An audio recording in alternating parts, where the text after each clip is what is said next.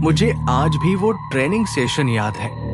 मैं और वीर दोनों एक ही कंपनी में काम करते थे।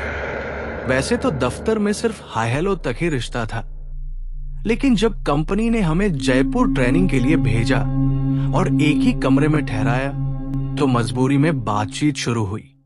धीरे धीरे बातें बढ़ी, दोस्ती सी हो गई।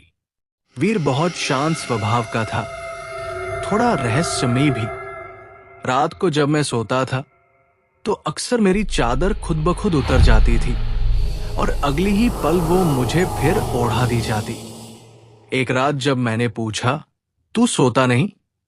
उसने बस इतना कहा, मैं नींद से डरता हूं, और फिर चुप हो गया। उस वक्त तो मैंने हंसी में टाल दिया, लेकिन वो पहली बार था जब उसके चेहरे पर मुझे हल्की सी थकावट से ज्यादा डर दिखा।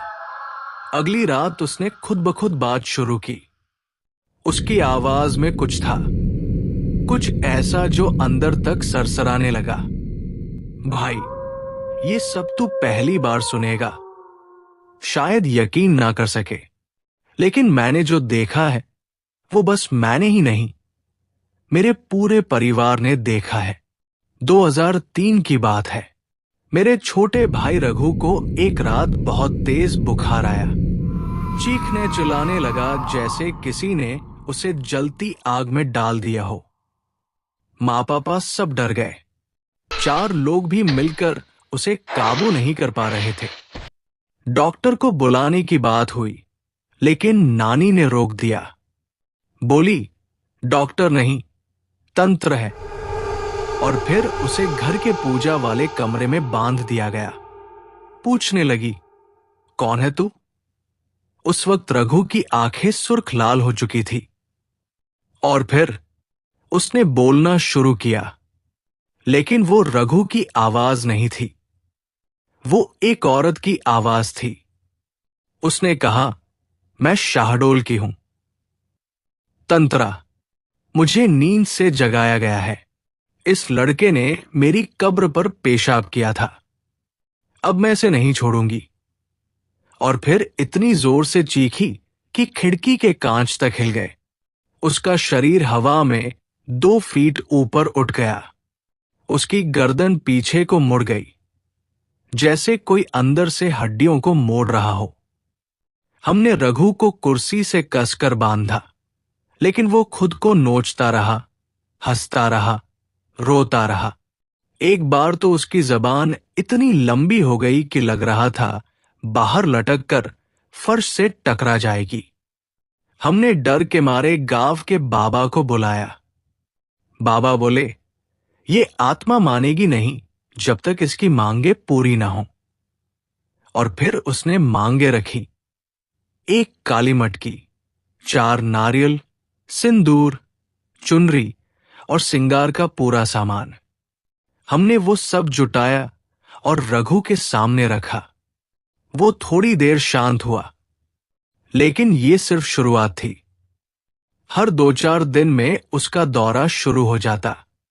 कभी वो औरत की आवाज में बातें करता, कभी किसी बूढ़े आदमी की तरह हंसता, कभी खुद को काटने लगता। हम उसे डॉक्टर से भी दिखा चुके थे, लेकिन हर जगह यही जवाब मिला, शरीर ठीक है, दिमाग भी, पर आत्मा शायद नहीं। वो दौर ऐसा था कि हमारे घर में हमेशा शराब की बोतलें, नारियल और मटकी रखी रहती थी। तांत्रिक आता, पूजा करता और चला जाता। एक बार तो ऐसा हुआ कि पूजा के दौरान रघु की आंखें गोल गोल घूमने लगी और उसने एक एक करके सबके नाम पुकारे, हमारे पुराने गुनाह गिनाने लगा। वो बातें जो सिर्फ हमें पता थी। वो आत्मा सिर्फ शरीर पर नहीं, हमारी यादों तक पर कब्जा कर चुकी थी।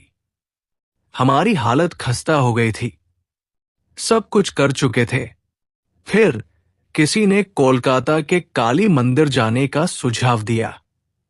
वहां पहुंचे तो मुख्य पुजारी ने कहा, ये आत्मा अकेली नहीं, रघु अब एक दरवाजा बन चुका है और कई आत्माएं इसमें घुसने की कोशिश कर रही हैं। उन्होंने पूजा शुरू की। नींबू में मंत्र, लौंग, कफन और फिर सब मटकी में कैद करने का सिलसिला। रघु हर बार तड़पता, कभी गुर्राता, कभी जानवरों की तरह हरकते करता। आखिरी बार पूजा में जब पुजारी ने आत्मा से पूछा, छोड़ दे इसे, तो तंत्रा की आत्मा बोली, माफ कर दो मुझे रास्ता दो, मैं चली जाऊंगी। उस दिन पुजारी ने मटकी हमें दी और कहा, इसे शमशान में दफन करो, नंगे पैर, किसी भी हालत में मत रुकना। हम गए, कांटे नहीं चुभे, कोई डर नहीं लगा, जैसे धरती खुद हमें रास्ता दे रही हो। रघु धीरे धीरे ठीक हुआ, लेकिन पूरी तरह नहीं। उसकी हड्डियां सूख गई, चेहरा पीला हो गया, अब सिर्फ दवाइयों पर ही जी रहा था। मैं रात रात भर जागता, उसकी चादर ठीक करता, उसकी धड़कनें गिनता, ताकि फिर कोई वो अंदर ना आ जाए। वीर चुप हो गया। कमरे में अजीब सी ठंड फैल चुकी थी। खिड़की के बाहर की हवा जैसे रुक गई हो। मैं उसकी तरफ देख रहा था और समझ नहीं पा रहा था कि जो मैंने सुना वो डरावनी कहानी थी या किसी भाई की सचमुच की लड़ाई। मैंने धीरे से कहा, पता है वीर, ये कहानी किसी के लिए अविश्वसनीय हो सकती है, लेकिन तुम्हारा अपने भाई के लिए जो प्यार है वो अविश्वसनीय नहीं, वो